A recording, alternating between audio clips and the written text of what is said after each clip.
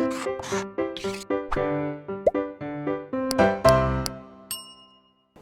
Students, welcome back to Blueprint Digital. आज की इस वीडियो में हम कंकालीय ऊतक यानी कि स्केलेटल टिश्यू के बारे में पढ़ेंगे।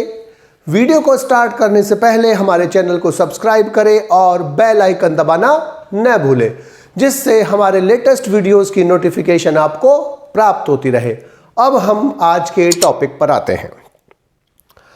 कशेरुक जंतुओं में यानी कि जो वर्टिब्रेट्स होते हैं, कॉर्डेट्स का जो ग्रुप होता है, उन जंतुओं में शरीर को एक उपयुक्त आकृति प्रदान करने के लिए और पेशियों द्वारा प्रचलन के लिए, चलन के लिए, लोकोमोशन के लिए एक सुविकसित यानी कि वेल डेवलप्ड अंतःकंकाल यानी कि एंडोस्केलेटन पाया जाता है। ये विशेष प्रकार के सघन यानी कि डेंस संयोजी ऊतकों से बना होता है, जिन्हें कंकालीय ऊतक यानी कि स्केलेटन टिश्यू बोलते हैं। इसकी उत्पत्ति मेसोडर्म से होती है और ये मुख्यतः दो प्रकार का होता है। एक उपास्थि यानी कि कार्टिलेज जो सामान्यतः लचीला होता है, और दूसरा अस्थि और बोन जो सामान्यतः कठोर होता है। इस वीडियो में हम उपास्थि के बारे में पढ़ेंगे। उपास्थि जो होती है सामान्यतः लचीला स्केलेटल टिश्यू होता है, जिसका प्रमुख कार्य होता है मुलायम भागों को आकार देना, अस्थियों की संधि बनाना और अस्थियों के साथ मिलकर उनके कार्य में सहायता करना। जो कार्टिलेज होता है यानी कि जो उपास्थि होती है, उसमें एक आवरण उपस्थित होता है, इसे पेरिकॉन्ड्रियम बोलते हैं। इसके अंदर जो पेरिकॉन्ड्रियम होता है उसमें ब्लड वेसल्स उपस्थित होती हैं, और जो इसके अंदर मैट्रिक्स होता है, वो मैट्रिक्स जो होता है वो अर्धपारदर्शी कॉन्ड्रियोन नामक कॉन्ड्रोम्यूकोप्रोटीन से बना होता है। और जो कॉन्ड्रोम्यूकोप्रोटीन होता है वो मुख्यतः 3 प्रकार के ग्लाइकोसोमेनाइन गिल्सिन्स जो होते हैं उनसे बना होता है। हाइलोयूरोनिक एसिड, कॉन्ड्रोटिन सल्फेट और केराटिन प्रोटीन होती है, उनके केराटिन सल्फेट के क्रिस्टल्स होते हैं, उनसे बनी होती है, जो इसको मजबूती प्रदान करते हैं। और कुछ उपास्थियों में इलास्टिक रेशे भी पाए जाते हैं। कुछ उपास्थि में लवणों की अधिकता होती है, और मैट्रिक्स में जो उनकी विशेष सेल्स होती हैं, जिन्हें हम क्या बोलते हैं, कॉन्ड्रियोसाइट्स बोलते हैं, वो गोल अथवा अंडाकार गर्तिका यानी कि लैक्यूना में उपस्थित होती है। और एक गर्तिका में 1 से लेकर 4 तक कॉन्ड्रियोसाइट्स होती हैं। जो उपास्थि होती है उनमें जो कॉन्ड्रियोसाइट्स की संख्या बढ़ने के साथ साथ उनकी वृद्धि भी होती है। जो कार्टिलेज होती है उसकी वृद्धि भी होती है, ग्रोथ भी होती है, और इस प्रकार की ग्रोथ को हम इंटरस्टिशियल ग्रोथ बोलते हैं, यानी कि अंतराली वृद्धि कहते हैं। और पेरिकॉन्ड्रियम में जो रक्त कोशिकाएं होती हैं और तंत्रिका तंतु पाए जाते हैं। और उपास्थि मुख्यतः 4 प्रकार की होती हैं। एक श्वेत तंतुमय उपास्थि यानी कि वाइट फिब्रस कार्टिलेज, प्रभासी अथवा काचाब उपास्थि यानी कि हाइलाइन कार्टिलेज, जिसे आर्टिकुलर कार्टिलेज भी बोलते हैं, कैल्सिफाइड उपास्थि यानी कैल्सिफाइड कार्टिलेज, और लचीली तंतुमय उपास्थि यानी कि इलास्टिक फिब्रो कार्टिलेज। सबसे पहले श्वेत तंतुमय उपास्थि जो होती है,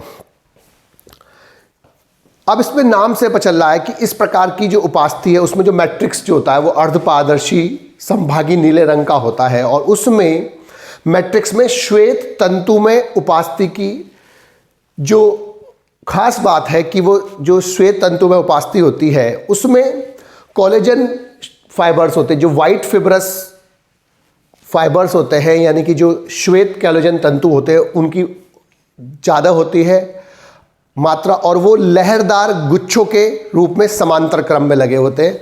वो वेवी होते हैं, इस प्रकार से समांतर लहरदार उसमें लगे हुए होते हैं गुच्छों के रूप में। और ये जो उपास्थि होती है ये बेसिकली पाई कहा जाती है।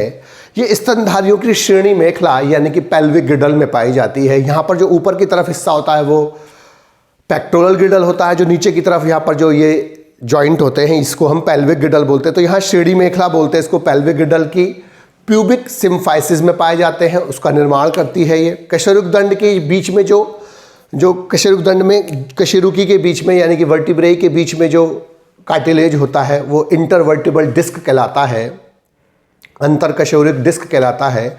वो भी इसी प्रकार की कार्टिलेज का बना होता है और इन कार्टिलेज में लचीलापन कम होता है और ये झटकों को सहने के लिए बनी होती है, अर्थात इनका प्रमुख कार्य झटकों को बर्दाश्त करना होता है, झटकों को सहन करना होता है। और जो अंतराली जो अंतरकशेरुक डिस्क होती है यानी कि इंटरवर्टिबल डिस्क जो होती हैं उनमें जो सक्रिय अवस्था होती है उसमें वो सिकुड़ी हुई होती है और विश्राम की स्थिति में वो फैली होती है। इसीलिए जो सोते हुए व्यक्ति होता है और मृत्यु के बाद जो व्यक्ति होता है उसकी लंबाई थोड़ी सी बढ़ जाती है क्योंकि वो इंटरवर्टिबल डिस्क जो होते हैं रिलैक्स होते हैं, जबकि नॉर्मल स्टेज में वो सिकुड़े हुए होते हैं। दूसरा है प्रभासी अथवा काचाब उपास्थिति यानी कि हायालाइन कार्टिलेज। तो इसका जो हायालाइन वर्ड यूज होता है वो ट्रांसपेरेंट के लिए यूज होता है। तो इसका जो मैट्रिक्स होता है वो ट्रांसपेरेंट होता है, अर्धपारदर्शी होता है और उसमें श्वेत तंतुमय उपास्थि की अपेक्षा कुछ पतले कोलेजन फाइबर्स भी पाए जाते हैं। इसमें केवल व्हाइट फिब्रस फाइबर्स थे, लेकिन इसमें कुछ पीले वाले फाइबर्स भी पाए जाते हैं और ये उपास्थि मुख्यतः लंबी अस्थियों के संधि तलों पर पाई जाती है, जहाँ पर लंबी जो बोन्स होती है वो जुड़ती हैं। और ये जो उपास्थि है इसे आर्टिकुलेट कार्टिलेज भी बोलते हैं, क्योंकि आर्टिकुलेशन का मतलब क्या होता है, दो चीज़ों को जोड़ने वाली स्थिति को हम आर्टिकुलेशन बोलते हैं। क्योंकि ये दो हड्डियों के बीच में पाई जाती है तो इसलिए दो हड्डियों को जोड़ने का काम करती है, इसलिए इसको आर्टिकुलर कार्टिलेज की बोलते हैं। भ्रूण में एम्ब्रियो में जो अधिकांश कार्टिलेज होती है वो इसी प्रकार की कार्टिलेज होती है। इसके अलावा जो ये स्टर्नम में पाई जाती है, वायुनाल यानी कि ट्रैकिया के जो अपूर्ण छल्ले होते हैं सी शेप्ड उनमें पाई जाती है और हायर्ड जो होते हैं वो भी इसी कार्टिलेज के बने होते हैं मुख्यतः। यह अस्थियों के संधि तलों में घर्षण को कम करने का काम करती है और उनके कार्य को सहारा देती है, उनको कार्य करने में सहूलियत प्रदान करती है।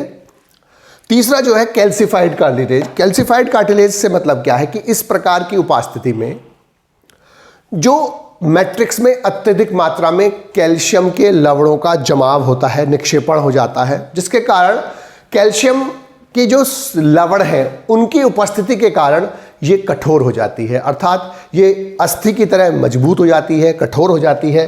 नॉर्मली जो उपास्थि होती है वो सॉफ्ट होती है, लचीली होती है, मुलायम होती है, लेकिन ये कैल्शियम साल लवणों की उपस्थिति के कारण, निक्षेपण के कारण ये मजबूत हो जाती है और कठोर हो जाती है। वयस्क में जो वयस्क मेंढक होता है यानी कि जो एडल्ट फ्रॉग है उसकी अंश मेखला यानी कि पेक्टोरल गिडल, जो यहाँ पर ये गिडल होती है पेक्टोरल गिडल बोलते हैं इसको, उसमें ये पाई जाती है। और इसके अलावा ये श्रेणी मेखला की जो प्यूबिस बोन होती है वो जो प्यूबिस होती है उसमें जो कैल्सिफाइड उपास्थि से ही बनी होती है, यानी कि जो वहाँ पर जॉइंट होता है उसमें जो बोन लगी हुई होती है ये प्यूबिस, तो वो कैल्सिफाइड उपास्थि होती है। चौथी होती है लचीली तंतु में उपास्थि, नाम से पता चला इलास्टिक होगी ये, यानी कि इस उपास्थि में जो मैट्रिक्स होता है वो पीले रंग का लचीला और शाखा में इलास्टिन तंतुओं से बना होता है, यानी कि उसमें उनकी अधिकता ज़्यादा होती है, जिसके कारण ये उपास्थि जो होती है वो अत्यधिक रूप से लचीली हो जाती है, अर्थात फ्लेक्सिबल हो जाती है। और इस फ्लेक्सिबिलिटी के कारण, लचीलेपन के कारण इसको विकृत करने के बाद अगर हम किसी भी पार्ट को उसको मोड़ देते हैं, उसको विकृत कर देते हैं, अर्थात उसकी शेप चेंज कर देते हैं, तो विकृति के बाद वो वास्तविक स्वाभाविक रूप में आ जाती है। और बाह्य कर्ण जो हमारा पिन्ना होता है ये वाला, इसमें जो कार्टिलेज है वो लचीला होता है, तंतुमय उपास्थि का बना होता है। और जो नसिका छोर होता है, जो नोज का जो टिप वाला पार्ट होता है, वो भी इसी प्रकार की कार्टिलेज से बनता है। और एपिग्लोटिस जो होती है उसमें भी उपास्थि यही प्रकार की पाई जाती है। तो जो उपास्थि होती है वो बेसिकली 4 प्रकार की, तो श्वेत तंतु उपास्थि, इसमें वाइट जो होते हैं कोलेजन तंतु अधिक पाए जाते हैं, और ये इसमें जो होता है वाइट के साथ कुछ पीले पाए जाते हैं। इसमें कैल्शियम लवणों की जमाव के कारण ये कठोर हो जाती है, यानी कि हड्डियों की तरह मजबूत हो जाती है। और इसमें जो इलास्टिन शाखा में इलास्टिन तंतुओं से बनी होती है, इसलिए ये लचीली होती है और ये विकृति के बाद अपनी ओरिजिनल शेप में आ जाती है। जो कार्टिलेज होता है, कार्टिलेज अस्थियों के साथ मिलकर काम करती है, क्योंकि अस्थियों के साथ मिलकर वो कंकालीय ऊतक का निर्माण करती है। अस्थि हमारे यहाँ वो काम करती है जहाँ पर कठोरता देनी होती है, मजबूती देनी होती है, रिजिडिटी देनी होती है। लेकिन उपास्थि कार्टिलेज सामान्यतः वो काम करती है जहाँ पर लचीलापन देना होता है, मजबूती के साथ लचीलापन भी होना चाहिए, वहाँ पर कार्टिलेज काम होता है। और इसका मुख्य काम है मुलायम भागों को आकार देना होता है। अस्थियों के साथ संधिबद्ध 2 अस्थियों के बीच में कार्टिलेज प्रेजेंट होता है। अस्थियों के साथ मिलकर उनके कार्यों में सहायता करना होता है। जैसे वर्टिबल कॉलम है, वर्टिबल कॉलम की जो वर्टिब्रेई है उसके बीच में कार्टिलेज प्रेजेंट होता है, जो वर्टिबल कॉलम को झटकों से बचाता है। डिस्क जो होती है वो प्रेजेंट होती है, कार्टिलेज की बनी होती है। तो ये अस्थियों के साथ मिलकर हमारे अंदर एंडोस्केलेटन बनाते हैं, और एंडोस्केलेटन बनाकर दोनों मिलकर एक कंकालीय ऊतक के रूप में काम करते हैं और हमारे बॉडी के अनेक कार्यों को, विशेष रूप से चलन को परफॉर्म करते हैं, चलन करते हैं, और इसके अलावा अनेक कार्यों में सहायता करते हैं। बच्चों, आज की इस वीडियो में बस हम इतना ही पढ़ेंगे। हमारी इस वीडियो को आप लाइक करें और अपने दोस्तों के साथ शेयर करें। यदि आपका कोई डाउट है तो आप हमें कमेंट करके बता सकते हैं। इस अध्याय को और अच्छे से पढ़ने और समझने के लिए आप चित्रा प्रकाशन की बुक एक्टिव जीव विज्ञान की सहायता भी ले सकते हैं।